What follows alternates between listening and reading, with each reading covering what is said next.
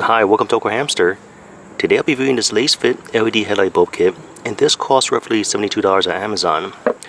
Now on the back of the box over here, it's 36 watts per bulb. It already got a built-in ballast, so it's a very compact type of design. There's an input voltage requirement. So the one I'll be demonstrating here today, this one is VC6H4. So this model is specific to my car, which is a 2012 Honda CRV. Before you purchase it for your car, just make sure you got the correct bulb. And here's the item. Like I mentioned before, it's already got a built-in ballast. There's a little fan over here to cool it down. LED lights, they do consume less power, but they can get hot at times. And oh, I'm wearing gloves. Usually I'm wearing the black gloves, but because I need to point certain things out when I'm demonstrating how to install it, that's why I have the white gloves. It's easier to point. And here's the connection for it. And for the Honda CRV, the installation instructions for moving and installing the new bulb is identical whether it's on the passenger side or the driver's side. And the easiest bulb to access is this one, but that's not it.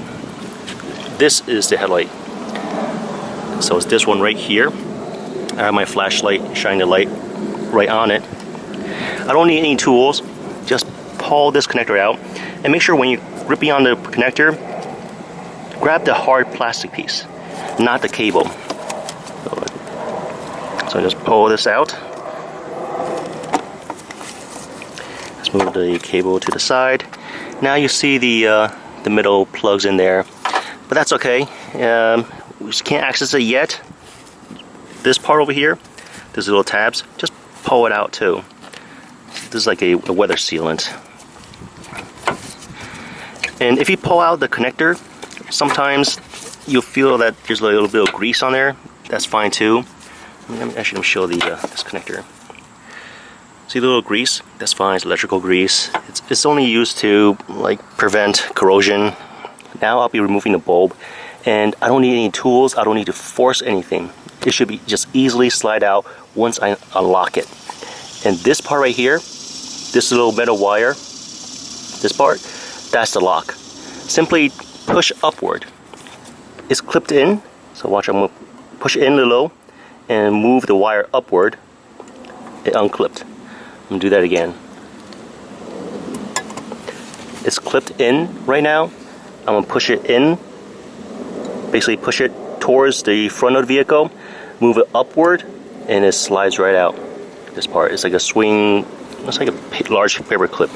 So now this bulb is all loose. I'm gonna grab the bulb gently, and still, because yours might have some grease on it, just don't have the grease touch the bulb. And there we go. Here's the bulb. Now save this, you might use it later on. Never know when you might need it. And it's still working bulb, so there's no reason to get rid of it. Here are the two bulbs. On the right is the older one. On the left is the LED one. And for the actual bulb piece, this part over here, and the length is the same as the previous one. Just that on the back over here, well, this one's bigger because it's got the built-in fan, the electronic ballast, and the actual connection part is this piece over here. The connector is still the same. So that's why I mentioned before that it's very important that you buy the correct model for your vehicle. When installing the new unit, just keep a couple of things in mind. First, the part with the cable, this piece, sits on top. This part over here is on the bottom. So slide it in this way, and once in position, you should not be able to twist, turn. Also, that little weather sealant, this little piece over here, I won't be able to use this because, well, the butt's too big over here. And also, I don't want to seal this up because this is the cooling element. And the little clip over here that holds it in position, I'll need to work it around the big butt, this part over here, the ballast, and in order to lock this new bulb in place. So let me just get that little clip out of the way. This part over here, I have the wire facing up. Now I'm gonna slide this in. Do it slowly. There's no need to rush, because if you rush it, it's a $72 device. You just waste it. All right. So you can see in the front over here, but it's in position right now. Now that's in position, I'll be moving this little clip I mentioned earlier. Gotta move that into position too. I was trying to do this with one hand. Not that easy with one hand. Well, it's a good thing that this clamping wire is flexible. Just get over that piece. Alright. And what's in there? Now I just need to hook that little wire clamp back into position. I'll make sure that my headlights are in position first. Yes, it's in position. Now over here, clamp that wire piece back in. Okay. Need to double check. Where's that trusty flashlight? Alright, so yes, it's all clamped in. See that? Hopefully my camera caught it. And this piece over here, you need to plug it into the connector. I'm gonna try to do this with one hand as well. It's all plugged in, but we still see some of the metal. This is okay, you can leave it, you just use it the way it is. But for me personally, I'll actually just take electrical tape and just go around it twice. The reason is because sometimes I need to open the hood even when it's raining outside. And yeah, the chances are very slim that I'll blow a fuse, but better safe than sorry. I want to show what the light looks like in daytime. This is the new LED. And here's the previous one.